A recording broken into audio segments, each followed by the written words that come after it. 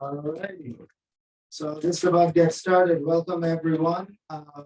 This post-lunch session. Hope everybody's had a good day so far with a lot of interesting dialogues. This one's from civil society on behalf of NGO Forum on ADB. My name is Ahmed Saeed. I'm the executive director and moderator for this afternoon. This session is an interesting one. Challenging ways forward, asserting community voices in the big discussion, I think, of the decade, which is just transition. Without further ado, I'd like to introduce to you our esteemed participants. I'll start off with VP Saeed Ahmed. He's the Vice President responsible for East Asia, Southeast Asia, and the Pacific Department of the Asian Development Bank. Then we have Ms. Fiza Qureshi, who's the Program Implementation Manager of Indus Consortium, which is an umbrella alliance of over 60 civil society organizations in Pakistan working on energy transition, humanitarian concerns, etc.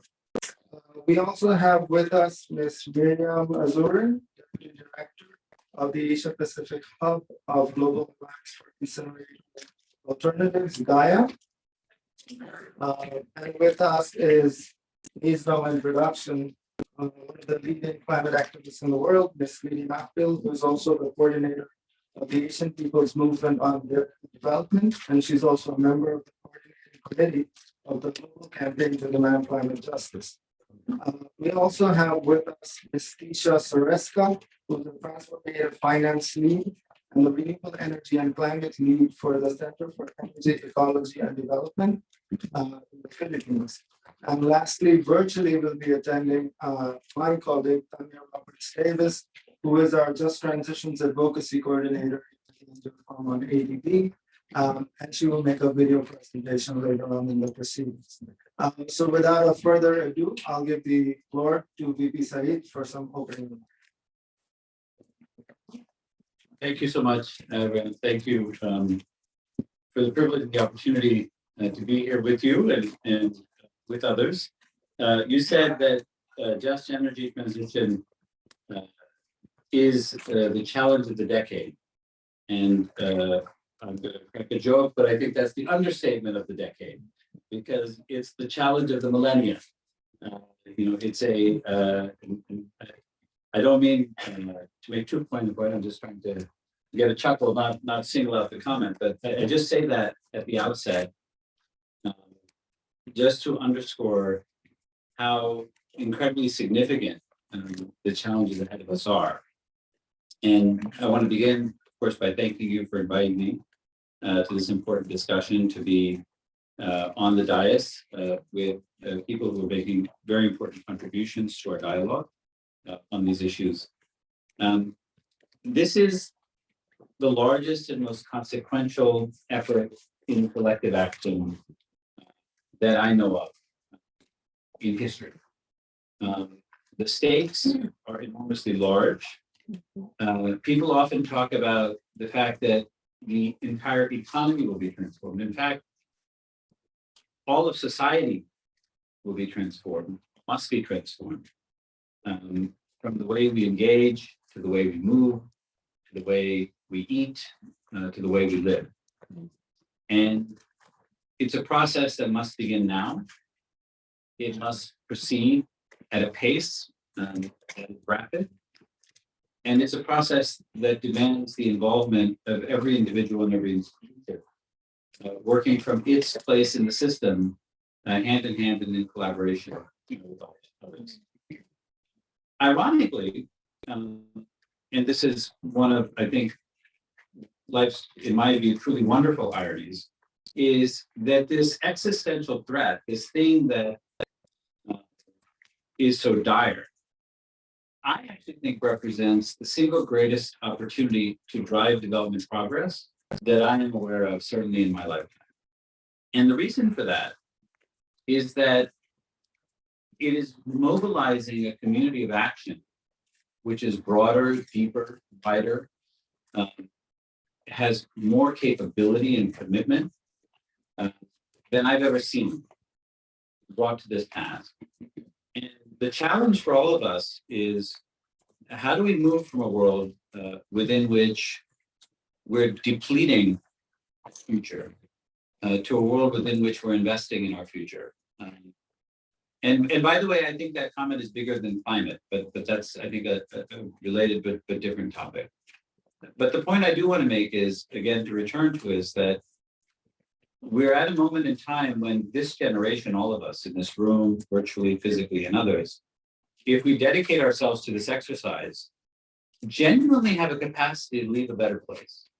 A planet that is more sustainable, one within which we live in better harmony with both our environment and with our fellow humans. And so I think that that's the potential of the moment. And I think it's really a significant potential. There are many things we talk about. We talk about things like fossil fuel imports not being needed, right? Even more important, I think, is this potential to have zero marginal cost, bountiful, sustainable energy. And we know that energy and civilization are two different words for the same thing. That access to energy and access to the possibility of flourishing as a human. These are deeply, deeply intertwined things. None of this can happen if it is not just. Not only should it be just, but it must be just. And I say must, I think there's a weak form of the word must, and there's a strong form of the word must. This weak form of the word must is, I insist it has to be so. The strong form is, there is no path to that outcome without it being so. And when I say that the transition must be just, I mean it will not happen. It cannot happen until it is just. From our place in the ecosystem as an institution invested with certain capabilities by our shareholders, and invested even more so with capabilities by those who deign to work with us of their own volition, we're trying to do our work and our effort to set out on this journey. It's a long journey. It's one within which we do not have the luxury of waiting until we figure everything out, because the clock is ticking. And so we ask your forbearance as we work our way through things that we're trying to pilot. We're making no claims about their perfection. We will make claims about their intent. And the fact that we do our work and we do our best to design them as much as we're capable before we set out. But at all points, it's a journey of learning by doing, and that involves listening very, very carefully to those who are affected. This approach to just transition at ADB is anchored in 4 key strategies. The first is to ensure that just transition is mainstreamed across everything we do, and that it's reflected in all the work. The second is to raise our game, to build our institutional capacity and our ability to deliver and support just transition in developing countries. The third, and we are a financial institution after all, is to ensure that we mobilize the quantum of resources that will be needed. And then the fourth, much more powerful, I think, than finance, is to bring to bear knowledge, to push the ecosystem to innovate, and more than anything, to be a collaborator with others, including you.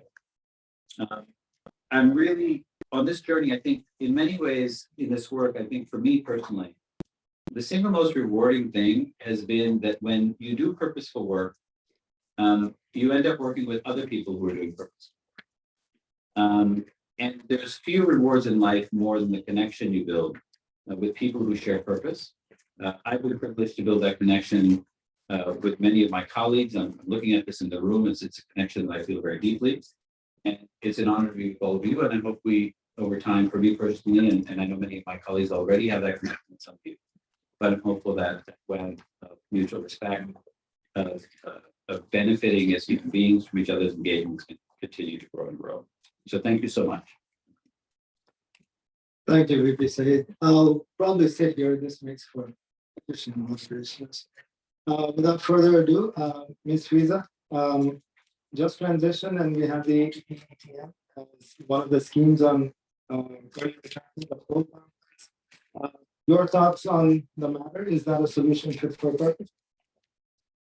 Thank you very much for and NGO Forum on ADB. Anybody can help? It's not moving. Yeah, thank you. So I would like to present the case of Pakistan regarding its energy transition mechanism, and the pre-feasibility study of Pakistan was initiated in October 2022, worth $300,000. So before pre-feasibility study and even after, at this stage, the pre-feasibility study draft has been shared with some of the civil society organizations and the network of communities, Grow Green Network. Before pre-feasibility study and after the drafts of this pre-feasibility study, the Grow Green Network and Indus Consortium and some other alliances, they have submitted the written concerns to the ADB country office and also did some deliberations with them. So there are some very key concerns of the communities regarding that pre-feasibility study, that the MCA and the regulatory analysis reports are not uploaded on the ADB website. And the very key documents on ETM, those are not translated in local languages. They are in English languages. So hence they are not really accessible by the key stakeholders and the communities which are going to be impacted by those coal power projects. And although ADB has mentioned that assessment and the consideration of impacted communities will be covered during the feasibility study analysis, but when the draft report is there, the communities mentioned constitute only those communities that are engaged with these assets and owner companies as employees. And the stakeholders mapping explained in the studies do not include or consider the broader communities that are being impacted by these polluting power plants. And there is no indication of carrying out assessment for compensating the communities and areas that are adversely impacted due to the polluting assets. So the question arises that how it will be ensured that this ETM scheme will not only be incentive scheme for investors, but it will consider the environmental cleanup, community livelihood restoration, and other aspects as well. And according to that MCA study, identified 3 power plants out of 5 have a life cycle of 10 years. So almost the initial 5 years will be consumed in the ETM process and the engagement process with the asset owners. So merely retirement for 5 years earlier looks like the burden on the taxpayers' money. And in addition, these power plants identified for the retirement under MCA are mostly of medium capacity. So overall, they are not really going to much impact on the overall picture of the energy mix of the country. And the recent first ever indicative generation capacity plan, IGCAP of Pakistan, it has a huge share of local coal and imported coal and RLNG. So how the ETM is going to work in this scenario? And one very important point is this, that the pre-feasibility study is silent on the gas. And the technical assistance grant that is allocated to support plans for the ETM in Pakistan, the very same technical assistance study intended to support gas development in the country. So, there are the dots connected that what will be done with the mega structure and land of phase out coal power plants. whether it is tends towards the gas transition as a fuel. So, these are really big questions the communities have.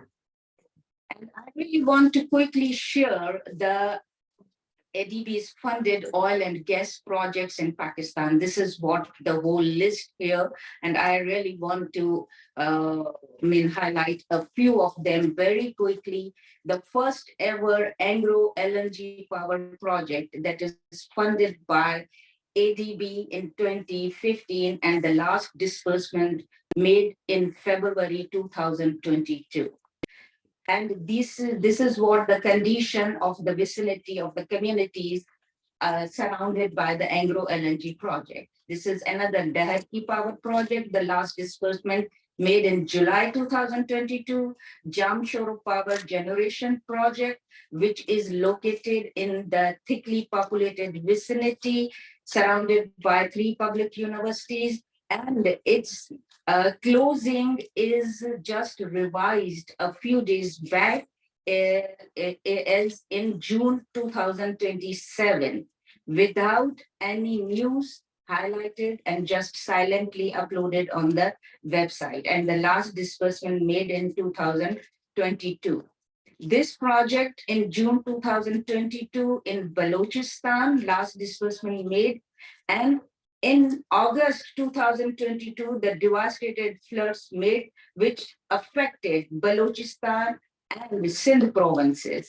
These are what the real-time pictures of those floods 2022, in which 33 million people are adversely impacted.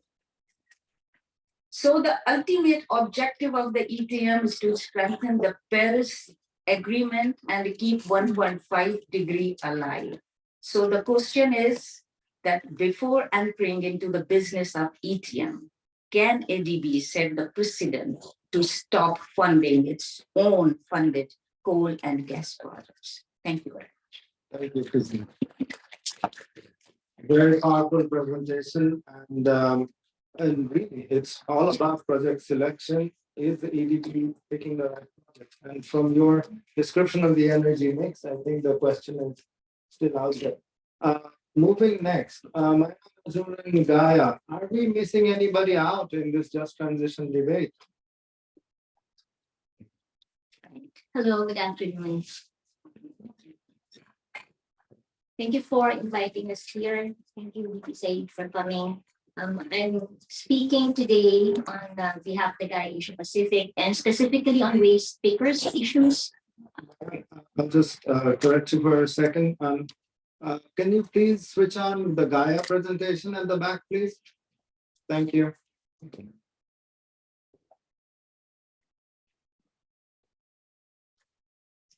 Yeah, go ahead. I'm speaking on behalf of the waste speakers constituency of GAIA Asia Pacific. They were supposed to come here, but due to these problems and the substitute speaker, I'm privileged to be with every one of you. In the past few months, we have campaigned for the phase out of incineration, and we welcome with caution the order of priority when using waste as a feedstock to energy introduced in the energy policy. It states that the first priority is waste reduction, then reuse, and then recycling before energy incinerators are chosen as an energy and waste option. Prioritizing the first 3 higher options, reduce, reuse, and recycling, would render incinerators unnecessary for cities and communities, which we prove have worked for decades. But we were surprised that after a month of approval of ADB's energy policy, ADB has approved the waste-to-energy incineration project in Dinh Du, Vietnam. Without clearly indicating that this prioritization is being followed, more troubling is that we see WT as part of alternative fuel for the energy transition mechanism, despite several studies showing how incinerators are in direct competition with millions of waste pickers who contribute greatly to sustainability of our cities, climate resiliency, and inclusive circular economy.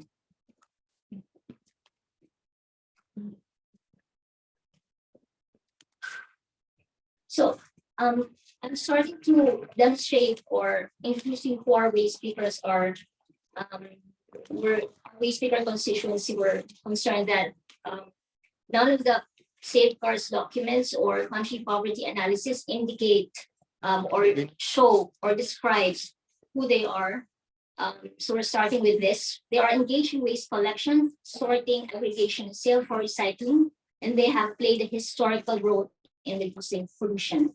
So when they collect garbage like this, they break it out and then they sort it, which are recyclable or which are not. The metals are being collected, recycled, and then sold to recyclers, to junk shops, to aggregators. And they reduce pollution in that cycle. They belong to the lowest economic classes and marginalized backgrounds, working class. They are survivors of abuse and violence of mixed classes, religious and ethnic minorities, indigenous communities, climate refugees. At the start of the COVID pandemic, we have seen increasing waste pickers from educated classes or factory workers. They have gone to waste picking as a result of job losses. A substantial number of waste pickers are women workers, but they are disadvantaged in the work. More men are receiving more income from women. Waste picking and informal waste collection is low investment and income work. There is no barrier to entry. And they are exposed to hazardous working conditions, including exposure to air, water, and soil pollution, heat, and high heat. But increasing WT investment eliminates existing community assets and solutions that they provide. The expert knowledge on waste management needed for inclusive circularity. For this waste, they know that this cap here is high value plastics. They know where to recycle this, where to dispose. But when we extinguish them, and this part of the waste, in some parts they are not recyclable. In some countries they are, depending on the recycling ecosystem. So that expert knowledge is extinguished when we build the waste to energy incinerators, because we all burn the waste that are being fed into this infrastructure. Waste handling and transportation burdens, their contributions of waste handling and transportation.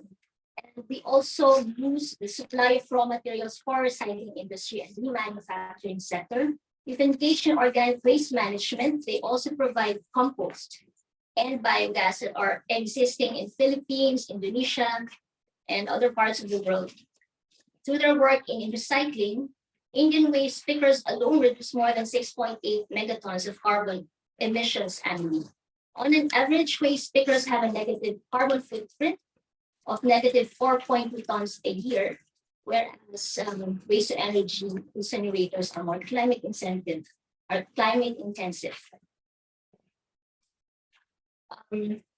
So it's not only the workers in the waste pickers at the lowest bottom of the waste chain. We also lose remanufacturing jobs, recycling jobs, and repair jobs compared to landfilling and incineration. Based on our study in 16 cities across the world, remanufacturing creates 30 times more jobs, recycling 50 times more jobs, repair 200 times more jobs than landfilling and incineration. So as we mentioned, we did not see any plan for waste pickers in waste management programs or waste to energy programs. So what does just transition means for waste pickers? This is a result of various consultations, nationwide consultations among and between civil society and among waste pickers. They mean fair and inclusive as possible for everyone concerned, creating decent work opportunities, recognize their fundamental human dignity and their historic contribution, emphasis supporting waste pickers and other workers who are most vulnerable to occupation disruption from waste management investments in climate change. It must build and improve upon systems from waste pickers that have already established, while guaranteeing better and decent work, social protection, more training opportunities, appropriate technology transfer, support for infrastructure and organizing of workers, and greater job security for workers at all stages of the waste sector. Organized waste pickers even hope for capital for transportation and storage of all the collected waste so that they can trade at scale. effective social dialogue among goal groups impacted in understanding the local context. And I'm glad that VP Said said listening intently with those who are affected. And that's what we hoped when we invited our race speaker constituency. If they cannot come here, we hope that project officers can come to them. And all these are built upon ILO resolutions and guidance on informal economy, just transition, and different national promulgations on basic sectors. This is just to share that this is happening. The zero waste cities implementation is happening, which is no incineration at all.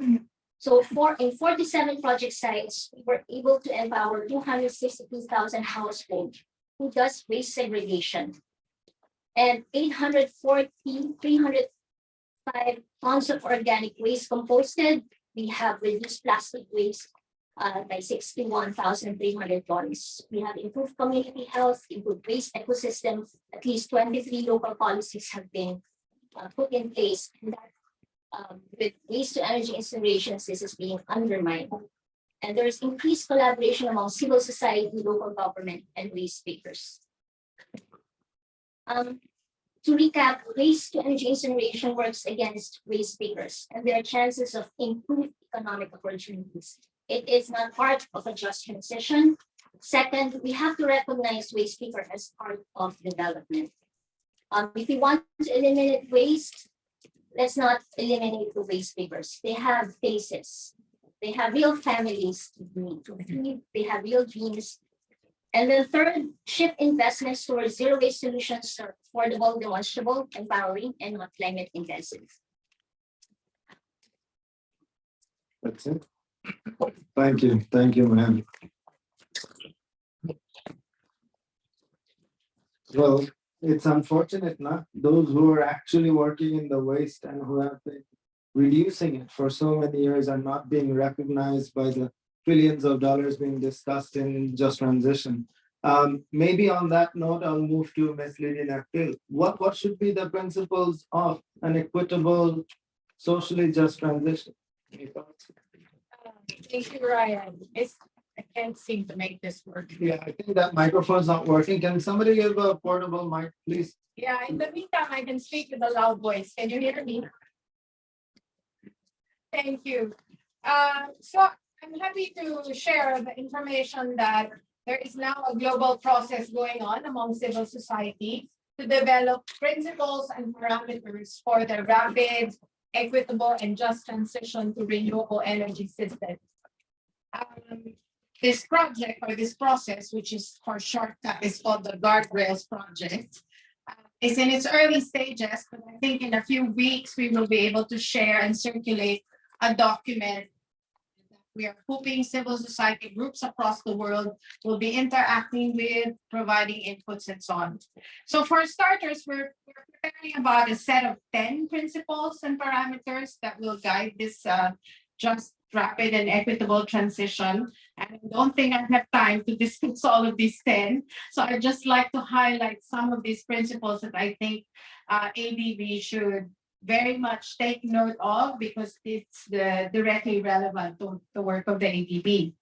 Well, the first principle, I think it's very important to say very clearly that a rapid, just, and equitable transition to renewable energy systems should end up at a place where we are able to provide universal access to energy. It is quite tragic that millions of people across the world, especially in Asia, the biggest number in Asia, are still dealing with energy poverty. The ADB has taken note of this in several studies.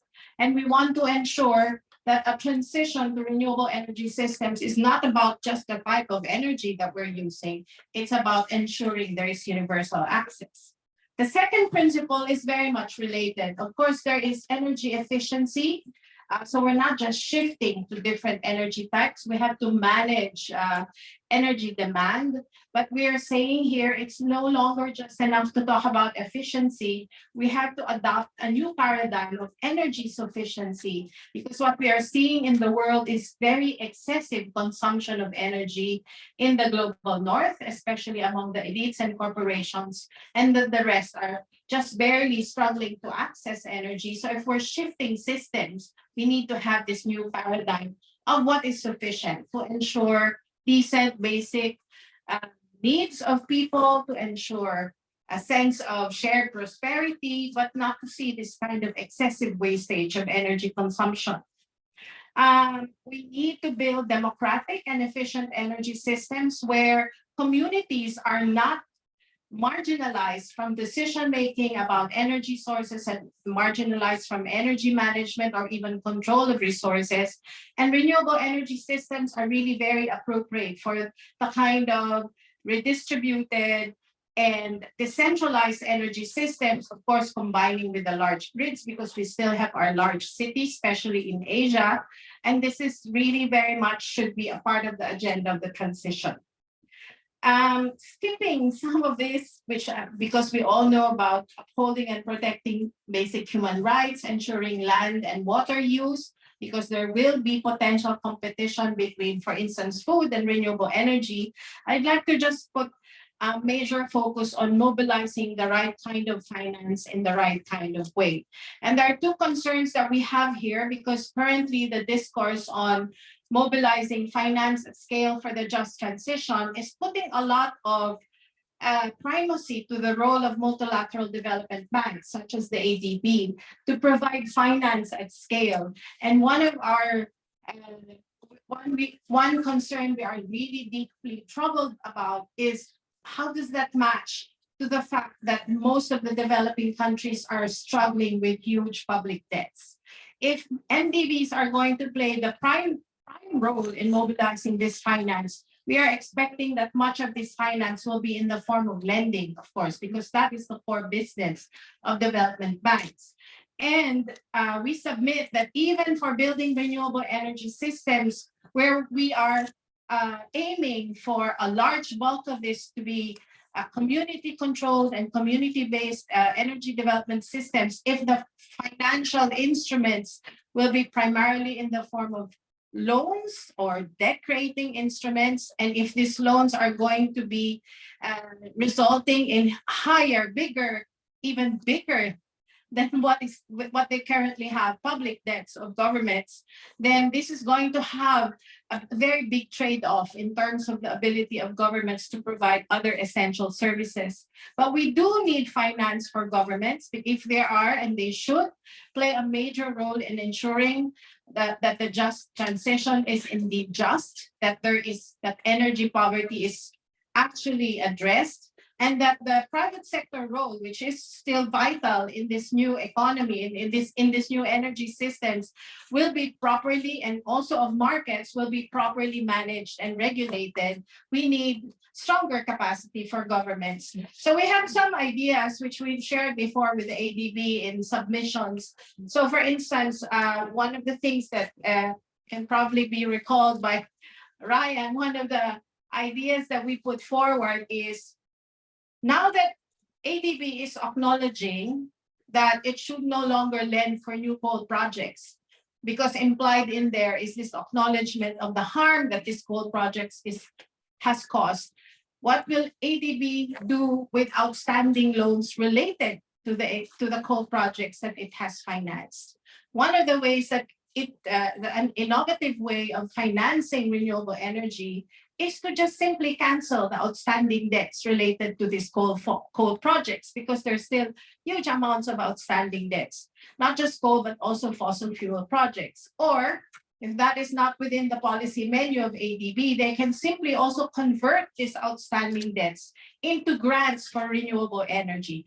They will not require upfront cash flow from governments, but governments can actually manage the savings that they will be having from the conversion of these loans, outstanding debts, into financing renewable energy systems. So these are just some of the policy options for starters. So finance plays a heavy role but also does the idea of financing that will be using public finance to leverage private sector investments. And one of our concerns is that this is one of ADB's favorite instruments, but one of our concerns, of course, is how much will that leave the public treasury or governments unable to finance their own needs to play their leadership role. I will end by one last, and that is the guardrails will also deal with what are so-called renewable energy projects that have also been proven to be harmful for communities and for people, for the environment, and for which the ADB has also been known for.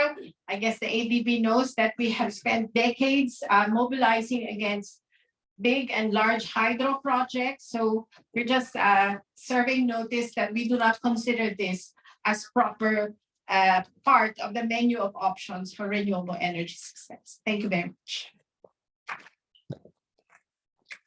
Thank you, lady.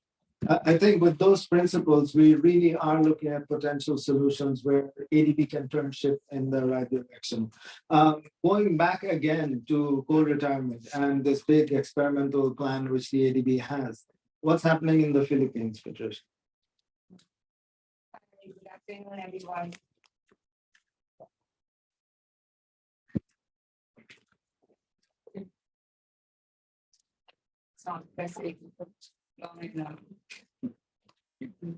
There's a mic on the way here. I can't assume I can speak as loudly, but I hope it's Thank you. Hopefully I get there. So good afternoon, everyone. I'm Jerry Arances. No, I'm kidding. I'm Tisha. I'm just slightly younger, slightly prettier representative for today. So it's such an honor to join everyone. And I'm here to talk to you about the CSO demands from the Philippines from the ADB. We need to ground these demands or these requests and these calls from the Philippines in ADB's historical contribution to coal reliance in the Philippines. ADB funded major coal projects in the Philippines that affected the health of people in host and nearby communities and affected the livelihoods of thousands of people. Filipinos living near these projects suffer from multiple health issues like skin diseases, heart diseases, and even premature death. And of course, it also affects their livelihood when it impacts marine ecology and even growth and development of agriculture in those areas. We're also seeing among the important impacts of this coal reliance, the increasing and exorbitant rates of electricity the Philippines is suffering now. It has been going on for years and it's not getting better. We're also expecting outages over the summer, which happens regularly during these events. Also to highlight, these are the projects that ADB financed over the years. The Pagbilao power plant, which affected the livelihood of local fisher folk communities. The Pasindok power station, which again impacted the agriculture industry, specifically the mango export industry in the area. The Kalaka power station, which, as I mentioned, made very important health impacts, very negative health impacts on the community, including respiratory infections, pneumonia, diarrhea, hypertension among its residents. And of course, the Naga Power Complex. So these are among the projects that ADB funded in the Philippines. And it's so important to emphasize this because we're now talking about the ADB's energy transition mechanism. And what is the role that ADB will now play in the energy transition in the Philippines and overall in Southeast Asia as we move forward? How will the ADB meet the demands of civil society as far as strict alignment with the 1.5-degree Paris goal, especially since even though the EPM is supposed to retire these coal plants earlier, there's also an expectation that it's going to operate it for quite an amount of time. We're also asking how the ADB will address calls to stop financing fossil gas. In the Philippines, we have a massive expansion of the fossil gas industry being proposed. As you can see from the 6 fossil gas power plants existing now, there are 34 proposed LNG power plants and 11 LNG import terminals being proposed in the area. With ADB's energy policy being restricted but still being open to financing fossil gas, ADB is risking moving against itself or employing counterintuitive mechanisms in pushing, instead of pushing the Philippines forward towards renewable energy, it might actually contradict itself. We're also calling for the ADB to stop funding, to stop entertaining ammonia and other fossil solutions. Ammonia, the fossil fuel intensive processes used to produce ammonia negate potential carbon dioxide emissions reductions from coal firing it. Also, we've seen that some coal projects have been entertaining ammonia as well, and it appears that entertaining ammonia as their replacement fuel will only prolong the lives of these coal plants. So we're asking the ADB to stop entertaining these. It's important to emphasize also that supporting or denouncing these coal-fired power projects for any longer will only result in these communities suffering from these impacts even longer. So with the 15-year winding down upper limit, even then, these communities will continue to suffer from the agricultural impacts, from the health impacts, from the premature death, but we've been flagging over the years. We're also calling now for public finance should be only for public projects. In the Philippines, we have a very privatized energy industry. So as you might expect, any EPM employed for the Philippines will likely go to private companies or private financiers who already willingly took up these risks when they put up these power projects and who already are complicit in the timely crisis that we're facing now. So why would we bail them out? We're asking ADB not to. Instead, we're asking the ADB to promote community microgrids and, of course, to support innovative and enabling infrastructure.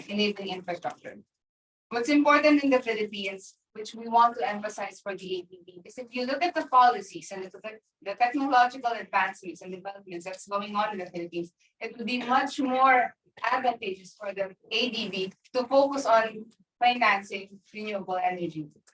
In a study commissioned by the Center for Energy Ecology and Development with climate analytics, it was found that to be able to align with the 1.5 degree goal, the Philippines would have to have an 80 to 83% renewable energy power mix by 2030.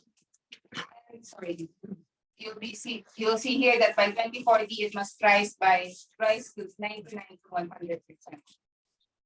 So gas needs to be phased out by 2035 and coal needs to be phased out by 2035. And these are the studies so that the Philippines can meet its commitments and be aligned with the 1.5 degree Paris goal. And this is supported by the policies, some of the things the government is doing now. We have set for June the second round of the Green Energy Option Program, and we have developments in the country which show that the potential is there. The need for renewable energy investments, the growth will be there. The question is, will ADB contribute to this now? What is the role that ADB will play in the clean and just energy transition in the Philippines and in Southeast Asia? Thank you so much, Tisha. Very powerful input. Well, one thing is for certain, Philippines is trying to do the right thing. Will ADB be an enabler or an obstacle in that transition process? So VP Saeed, a whole range of issues for you. We went through the entire spectrum of just transition, from principles to waste pickers to everything in ETM. Reactions from your side, please. Thank you very much for this very candid dialogue, and let me express my appreciation to Liddy and Maya and Maria and Pizza for sharing the perspective. I think there was a lot there that there's quite a bit of there that we all agree on, and I think it's important to start there before also unpacking some of the important points made where there may be a difference of perspective. And I think we all clearly agree on at a very high level, again, to reiterate where we began, is that this transition must happen, that it must be done. And I think it's important to note that, because when later one gets into potential differences of opinion in how to pursue that objective, it's important to know, in my view, we're all on the same team. And then we have to listen to each other, and we will certainly do our part by trying to listen to what we're hearing from others, so that we're not missing important things. Maybe just some other thoughts. One thing I did want to say, and I was thinking to visit before, in her deck, she had a picture of the fishing village of Cheshma, which I actually remember fishing in as a child because I had an aunt who lived not too far from there. So it was a nice memory to see those pictures. But just to cover some of the things that I heard that I think we have quite a bit of agreement on.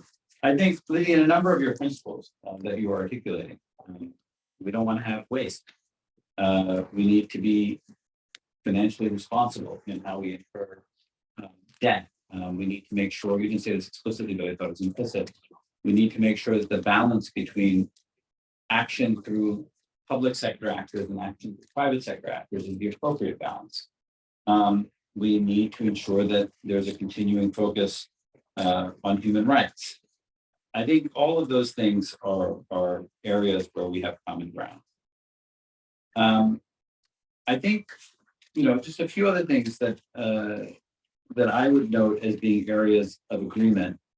I think we agree actually that the prior association with fossil fuels had consequences that we weren't thinking about fully at the time. We didn't realize.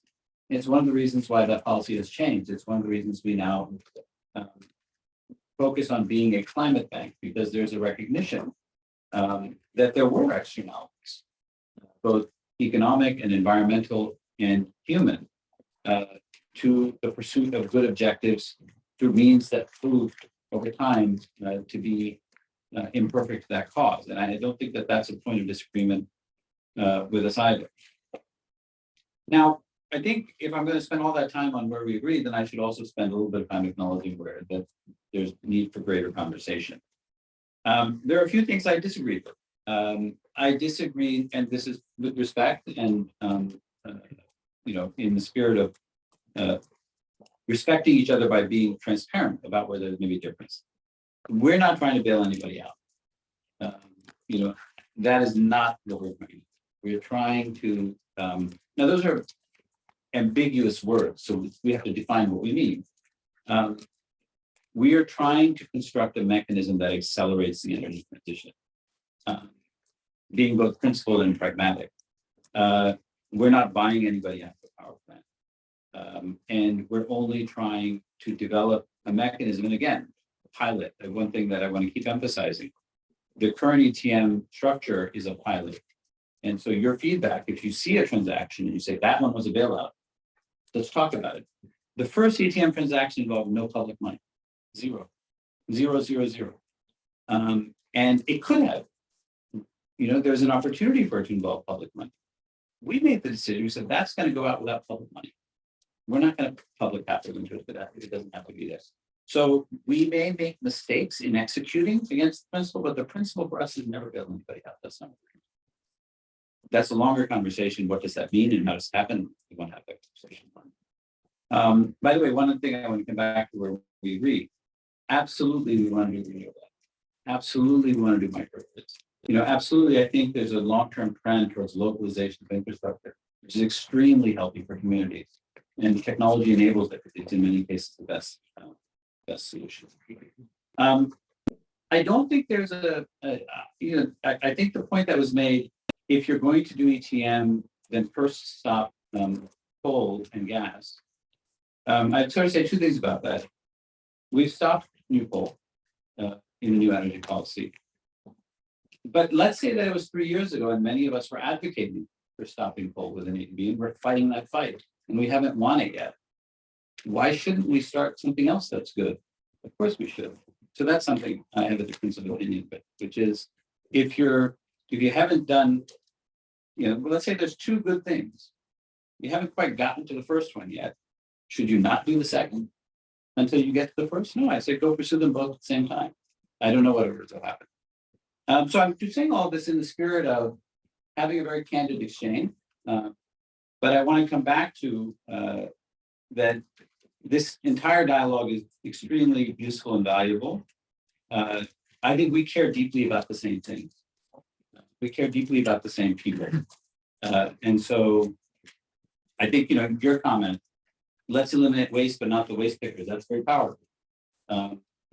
We need to make sure that just because some mega scale intervention, if it displaces large communities, Yes, absolutely. That's something that, we have to spend a lot of time thinking about how to do the right way. So maybe let me just pause there. But those were just, there's a lot of rich material here. And there's too much to be able to react to in a limited amount of time, but hopefully we can continue this conversation. Thank you very much, VP Saeed, and thank you for addressing most of the issues which were raised. Just for the sake of time, do you think you can stick around a little bit longer, or? I will check. I was supposed to be somewhere at 3:45. I think I'm sorry. You're 5 minutes over. I have to be on another panel. I apologize. Well, a round of applause for VP Saeed. Thank you. Hopefully we can continue this conversation moving forward with your office, and yeah, most of the folks are in Philippines. That's what I was going to say. You're in Manila, so there's no reason why we can't. Okay. Appreciate it. Thank you so much. For the sake of this discussion, I know there should be, this is lovely to see a whole range of people in the room, very interested in the topic, and we want to hear from as many of you as possible during the Q&A session. We have one more input. It's a video input for a change of tone from my colleague, Tanya Roberts. She's going to cover a few recommendations actually at this AGM venue around just transition and responsible financing by the ADB. So those at the technical support at the back, can you kindly play the video?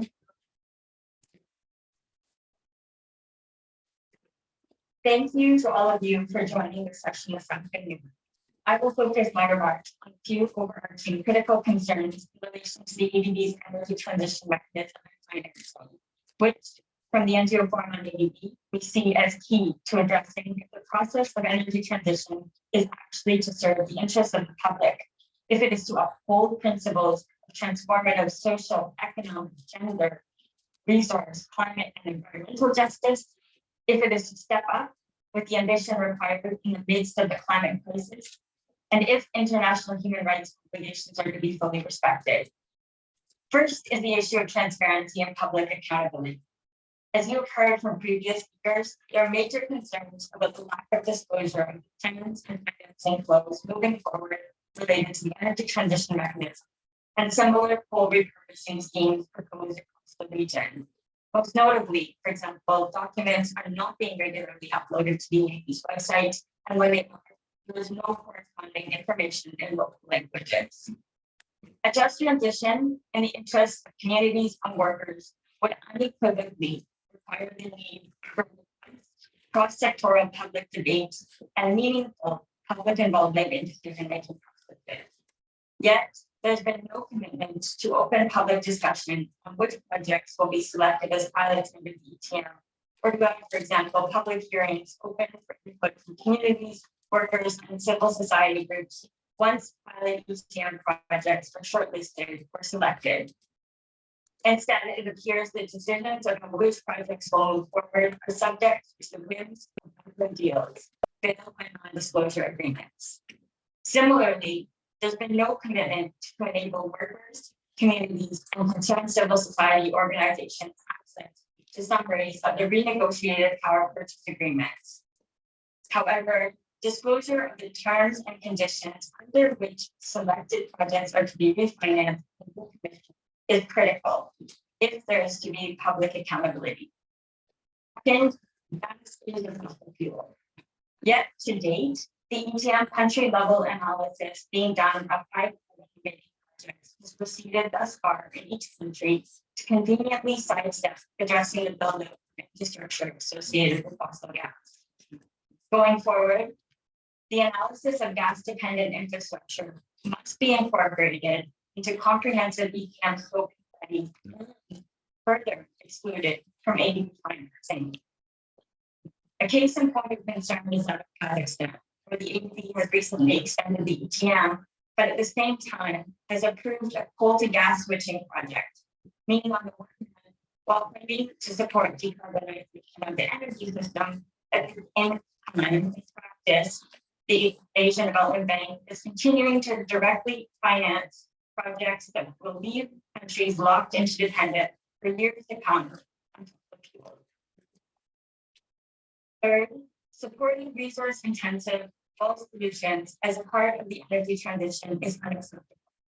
This includes techno fixes like refurbishing coal power projects for co-firing with ammonia or biomass, or incinerating waste, as well as support for the build-up of large hydropower projects, none of which have a place in their just transition. Fourth, there's a lack of clarity on how the ADB proposes to remedy harm wrought by coal power projects selected for early retirement. Specifically, for instance, in the case of selecting the 660 megawatt Cirebon Unit 1 as a pilot in Indonesia, at the same time, the adjacent 1,000 megawatt Cirebon Unit 2, built by the very same parent company, will be coming online at full capacity, meaning that localized impacts on people's health, livelihoods, and the environment will become virtually indistinct.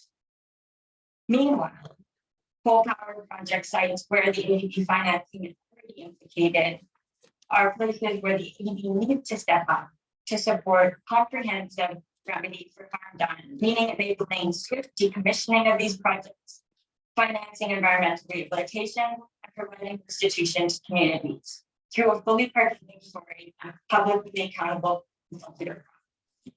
Fifth and finally, supporting a just transition also means taking human rights violations seriously. There's a glaring lack of explicit built-in programs for responding to retaliation and reprisal risk against community members and civil society organizations that raise concerns about energy transition financing.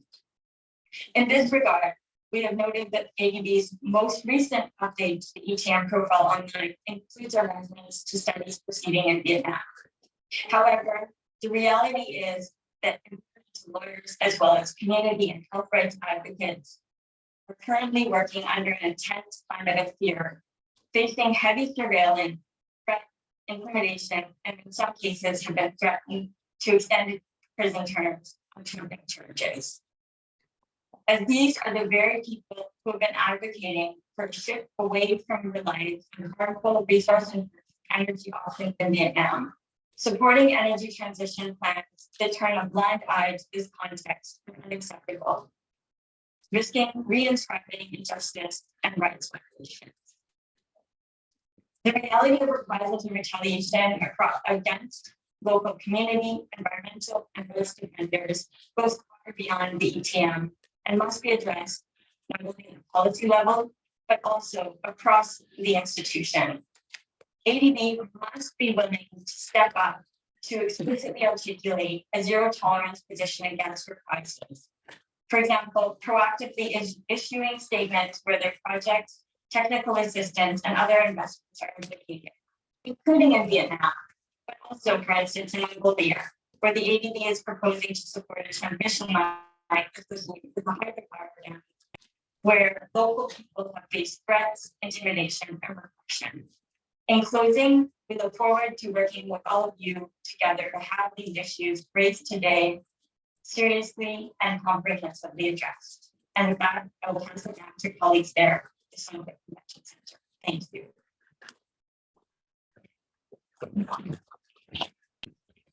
Well, in all fairness, how many multilateral development banks in the world will allow us to play that video, right? So we appreciate the space that we have in the ADB, but obviously there are challenges which remain, and we want to constructively work towards that so voices on the ground can be heard. So that's official proceedings in terms of input from this side of the floor. Now we've got a good chunk of time. We've got about half an hour for Q&A, and if there are any particular questions, comments, thoughts, feel free to raise your hand. There are microphones which will come at you. Unfortunately, VP Saeed is not here to respond, but I see a few familiar ADB faces in the audience who may volunteer to respond. Heidi, yes. So my name is Heidi Ear Dupree. I'm the head of the NGO and Civil Society Center for ADB. Our door is always open, and we welcome all kinds of opinions and presentations and research and reports. I've been following the ETM process of consultation very closely. NGOC has a technical assistance, and we actually provide support to our colleagues in getting the stakeholders engagement experts and the in-country experts. So we've provided some consultancy to help with the ATM process. I think they have about 10 different consultations already in Indonesia, and Pakistan, I think 2 or 3 already, and there are more to come. Right now, the engagement is mostly with the civil society groups, because once a project is selected, then you have communities identified. But in Pakistan, we're not yet there. We're really at the pre-feasibility study. So Roland, the project officer working on the project, is very much in communication with me. So he's not able to be here, but he will continue to work with his local consultant, Aman, I think, Lisa, you already know Aman and are talking to him. So I think there's more to come in the Pakistan pre-feasibility study. For the Vietnam issue, we're also investigating and searching what are the best means to engage with civil society in a complex situation. So I think the team is very aware of that.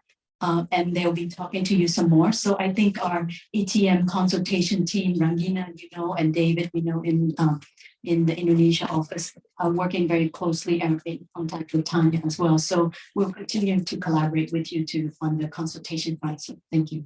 Thank you, Heidi. Appreciate that. Any other thoughts and comments? I see 2 hands there, 3. First with Jiten. Yep, saw you. Right, thank you. And I would like to congratulate all the panelists for the presentations.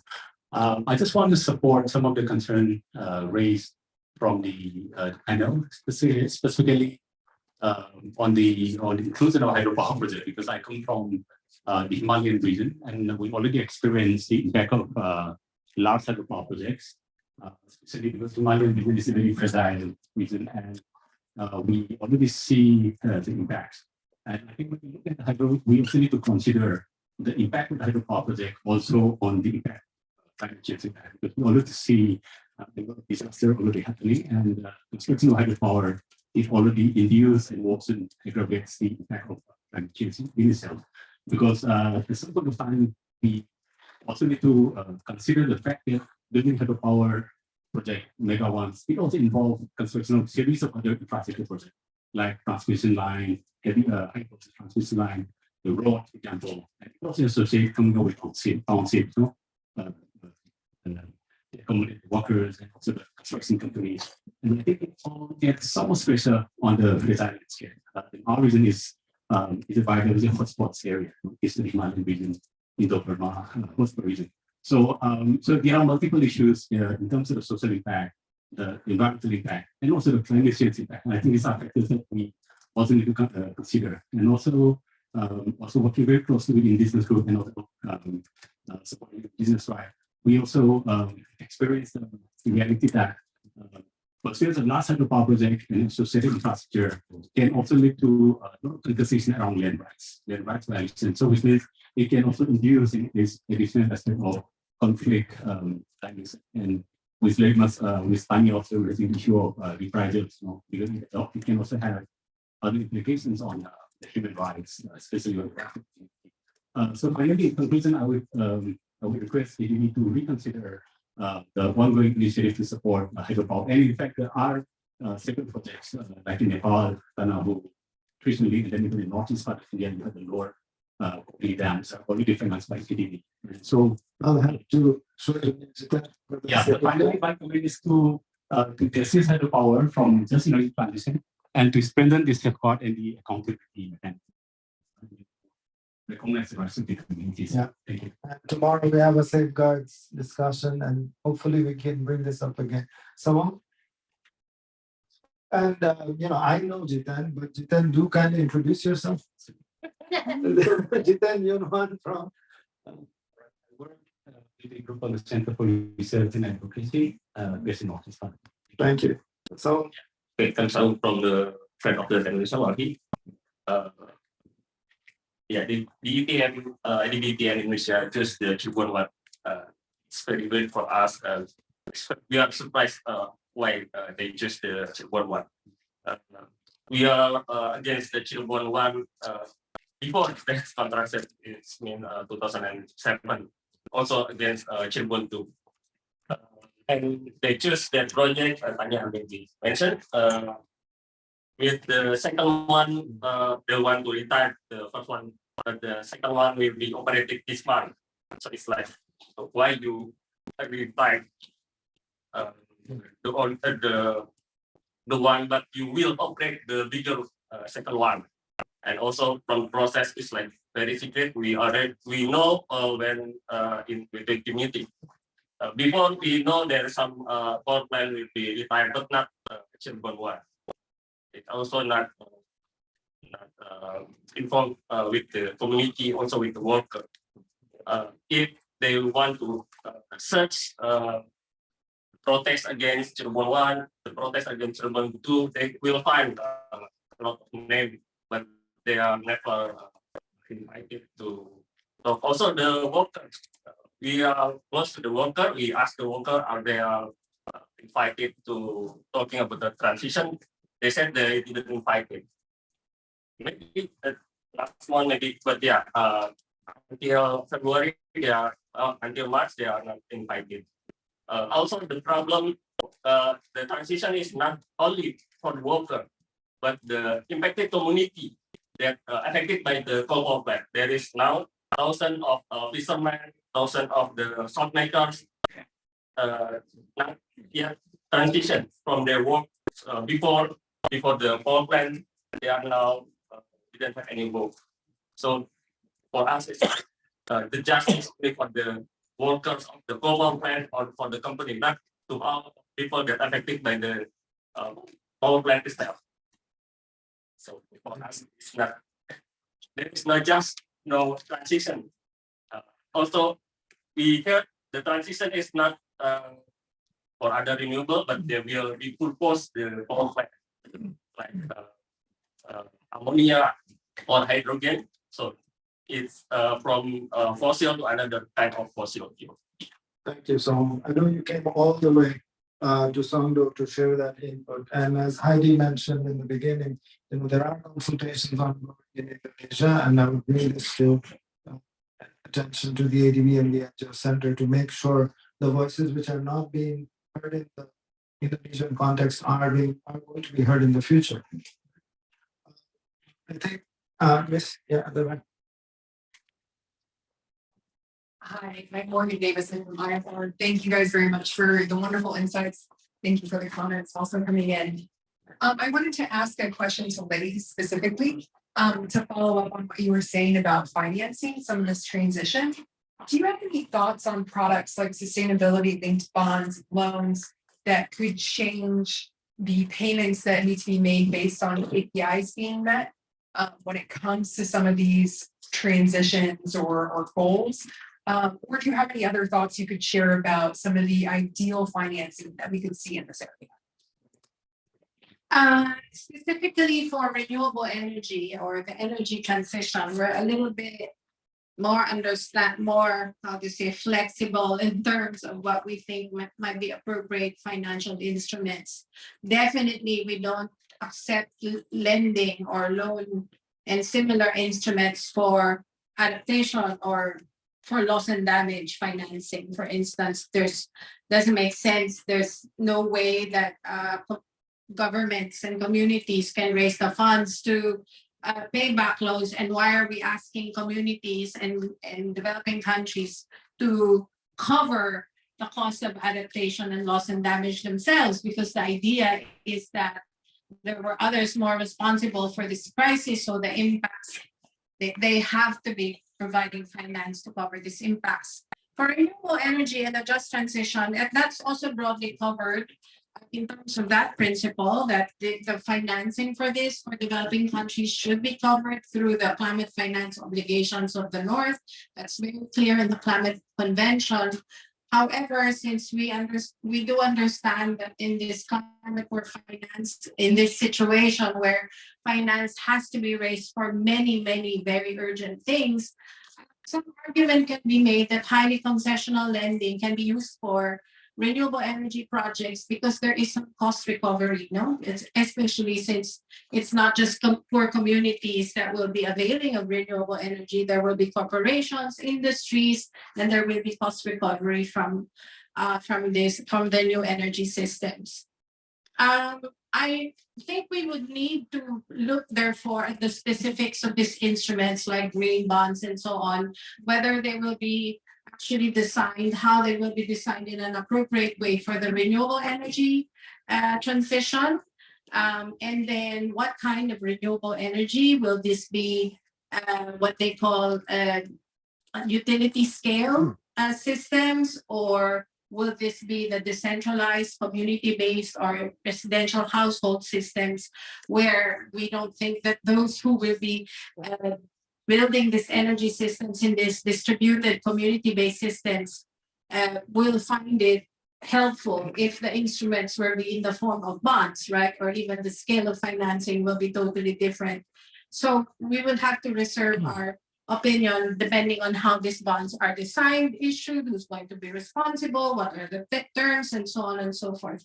But at this point in time, our priority is really making sure that the financing to be delivered at scale is going to be useful for governments and communities in order to build the systems that are actually needed, especially needed to address energy poverty.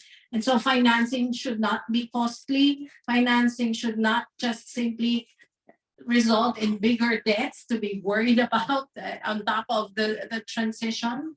And then who will be using these financial instruments is also a big question. Thank you. Thank you, lady. Just a quick thought on that. I think the policy coverage on just transitions from multilateral financing or bilateral financing filtering through financial intermediaries or SPVs or commercial banks. What we are noticing is that the policy coverage at the tertiary or at the superior level of the channeling of the fund is there. But the lower you go down to the equity financing and the sub projects, the policy coverage just starts to dissipate. A lot of, yeah. And poor rated borrowers do not have environmental social management systems. They're generally outsourced, which have really poor track record. So there's a lot of financial due diligence of systems which need to be really done. And maybe that's a different conversation for a different day. And I'm taking up too much time. There was another hand. Yes, the gentleman in the middle. Sorry, certified Sri Lanka. It's coming from the ESG transition funding meeting that Morgan moderated, and I was thinking how different the science policy and industrial discourses are on the same agreements that we make in the world. And I also now believe that the people's discoursing is far different from what we're talking about. There are presumptions that we make. I was also the chief negotiator for Sri Lanka 2016 and 17 to the Sustainable Development Process, goals process. Now, number one is that we make presumptions that when there is a global agenda, not just the countries, but the multilateral international agencies are in line, in sync, in convergence with them. Second part is that if there's a transformation agenda, and I have discussed this directly with the DAC chair, OECD, with UNDESA, and I've noted down in the plenary that we have a transformative agenda, and we keep the financing architecture and the trade architecture separate from the transformation agenda. So you keep the Paris Agreement, you keep the NDCs away from the private sector, and then you try to create mechanism, financial instruments which keep on trapping poor countries into the system. And that is when the Adani Group representative, I'm sorry, I raised my hand, I couldn't get a chance, but you cannot argue for intergenerational equity to justify business as usual in the current world order. My question now is that the civil society, now ESG is moving forward without clarity. You're going to give it twists like you did to CSR, right? But there's going to be a lot of siphoning of money through the market forces, the development banks, and the commercial banks itself. How is civil society going to engage in the public-private people partnership process to make sense into the transition? I'm not a great fan of transition. I believe it's a transformation. You don't come 7.5 years later into the transformation agenda and talk transition again. That is leveraging back to them. So I'm just wondering how the civil society curve is, because I didn't get from the private sector or the green climate funds architecture in that. I don't see any new trends emerging. I would be much appreciated from the civil society. Very passionate intervention. I'll let the panelists respond. And keep my thoughts for the very last. Any other comments or thoughts before we go to the last round of reflections? I think it's still Bruce. Do you want to go first? Oh, no. Okay. We get a microphone up front. Yeah, hi, my name is Noel O'Brien. I'm Director of Climate Change with the ADB. And so I'll really just come back to one of the questions that you had, or the comments, which was in relation to the just transition aspects with regard to ETM itself. So maybe just to clarify that on the actual, if we look at a specific plant, and the Indonesia deal was mentioned.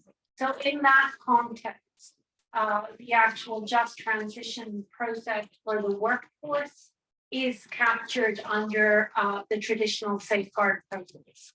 And it will be part of any agreement that is eventually signed.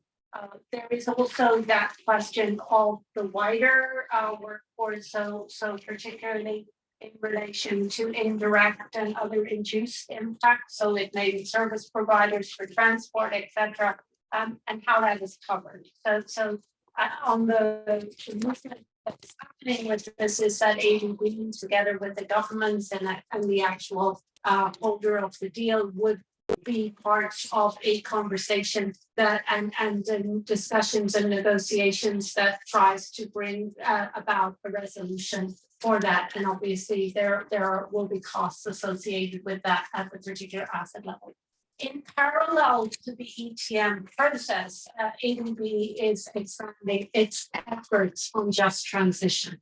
And that is looking at just transition, not just at the asset level, but at a national framework and a country level. So that is an area that we've been building up some technical assistance resources, and within the context of Indonesia, we are working at that level. So to put in place a national framework, because obviously for an individual plant, it can be dealt with at one level, but if there are multiple plants which are transitioning, it impacts the coal extraction industry, etc.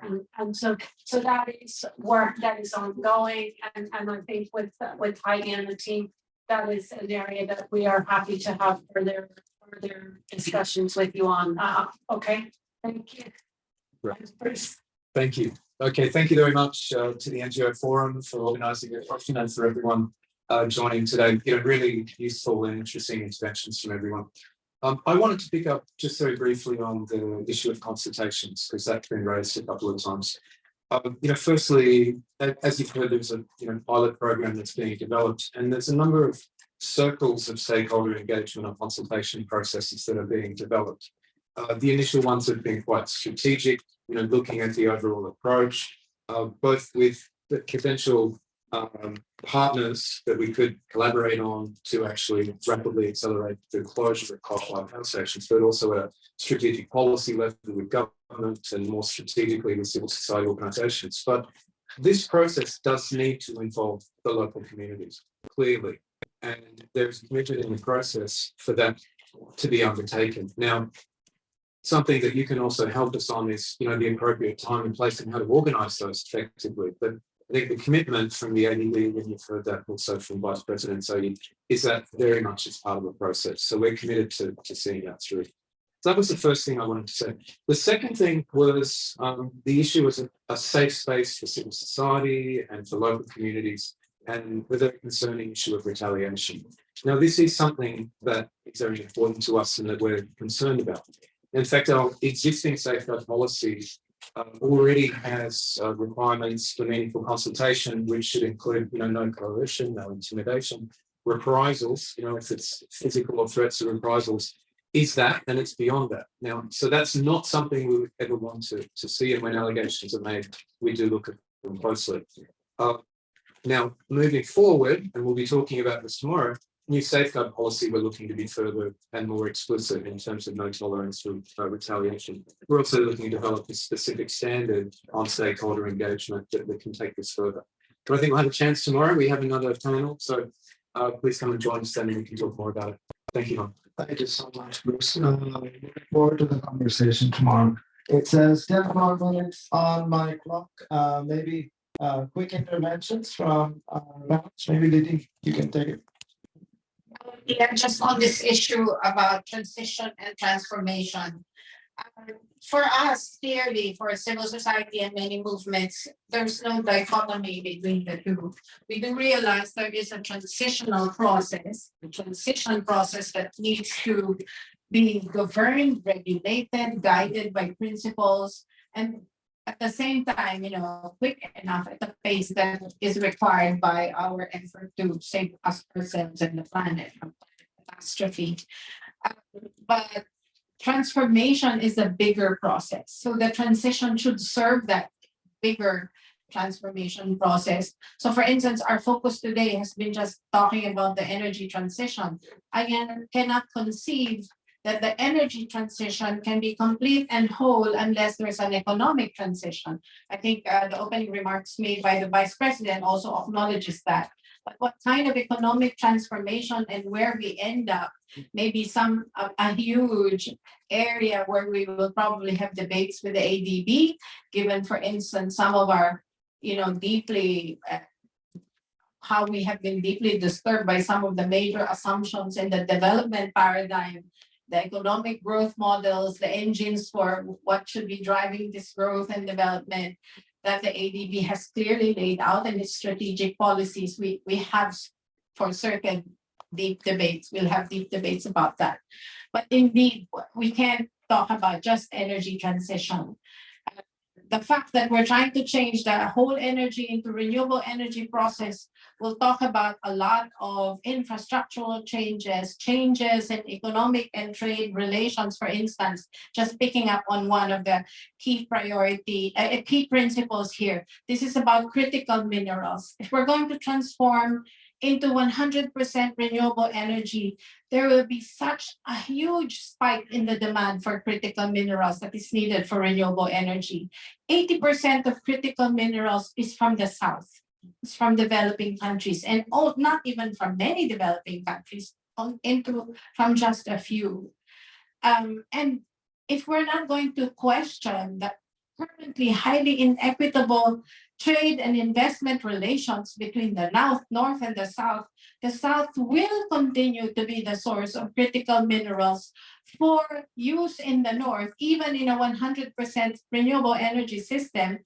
And we will still end up with a problem of energy poverty if we can't even use our own resources for our own renewable energy needs. So there's going to be not just very focused on energy sector changes. This will require many changes in the economy. And unless we do that, the transition, as was acknowledged, is not going to be real and not going to be certainly enough to address the climate and the development crisis.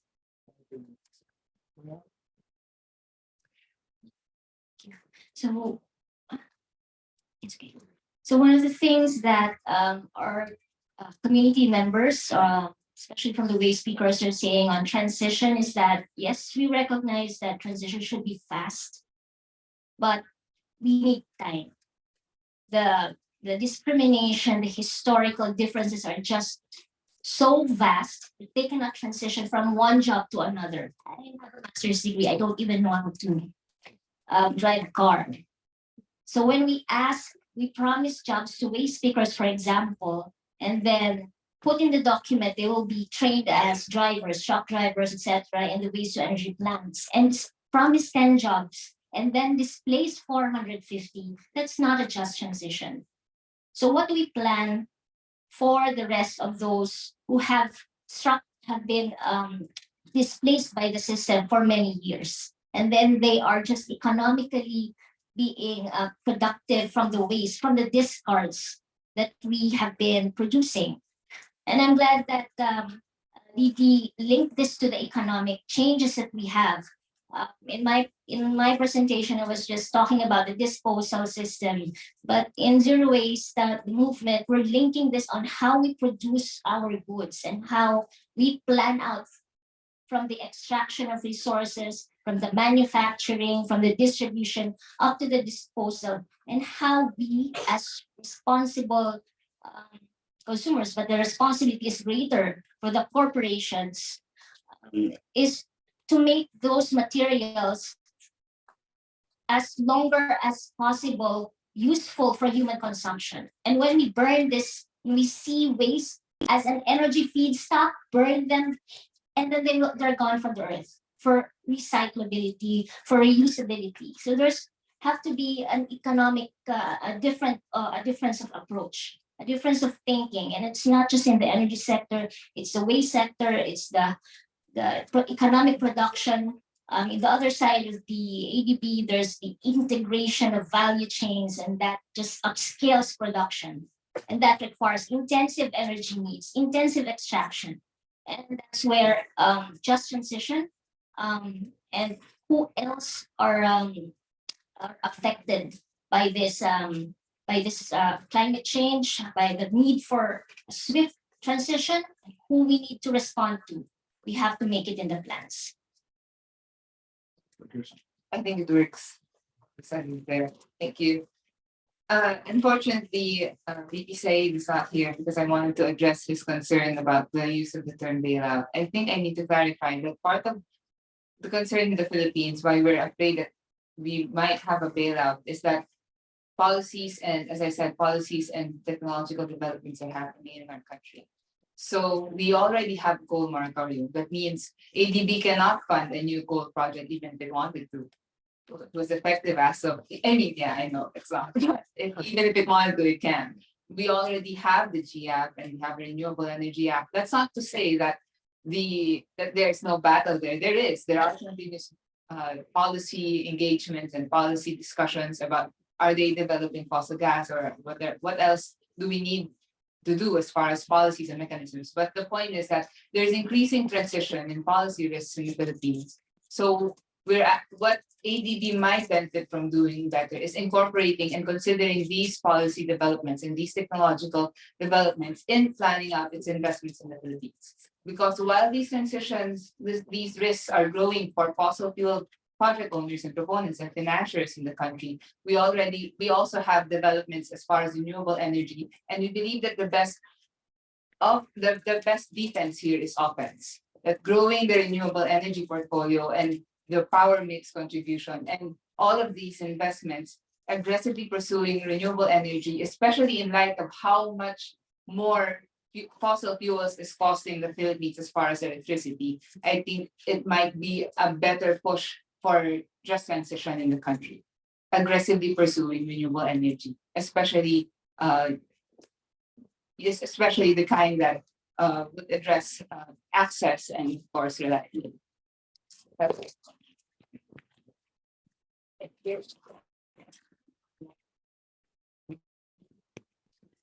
As Asian is in your name, so Asian Development Bank, with including other 33 countries, Pakistan was one of the founding members of Asian Development Bank. So I mean, we really have a sense that we feel that you are among us and you are with us. So we have high hopes on you, and we expect that you empathize that how the Asian communities are really suffering from these all climate change challenges.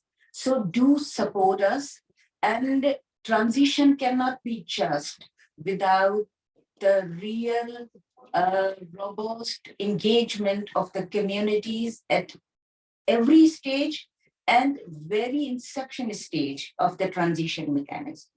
So engaging communities at the later stage, no. Engage the communities at each stage, every stage, and at the very inception stage. That is the just energy transition mechanism is. And please do not support us in coming out of phasing out the coal, but do not let us drown into the gas and other fossil fuels. I mean, coming out of one and drowned in another, that is not the just. Just transition mean out of every and each kind of fossil fuel and be with renewables. Thank you. Thank you, Fiza. Very, very powerful comments from everyone. This is where I say thank you to a whole bunch of people. Firstly, the technical support folk at the back who made this session possible. I really thank the engagement from the crowd, both from civil society as well as ADB, for being honest and forthright and working through the challenges. Special applause. Let's refrain for the panelists. I'll leave that at the end. One just final thought is how quickly we forgot how bad it was in the pandemic. We made a packet of noodles last for like 3 days, man. So it doesn't mean that as a humanity, we cannot stretch resources, as Maya said. And you know, we're also, when I'm going around the different panel discussions across the halls, nobody's talking about the elephant in the room. You've got a Ukrainian war, which is not ending, which has massively impacted energy pricing in the world. Lower and middle income countries have reserves which are depleting faster than they can think of. So at this stage, when a multilateral development bank of over 50 years is putting money out of the door, it has to be responsible. It has to be responsible, and we have to make it last. And if we are renewable energy invested, that makes us energy secure and less energy dependent on the world market. So in that spirit, I hope we can continue all the effective work that you do, both inside the institution and outside it. And I thank you all for attending this panel. Hope you have a great meeting ahead. Thank you.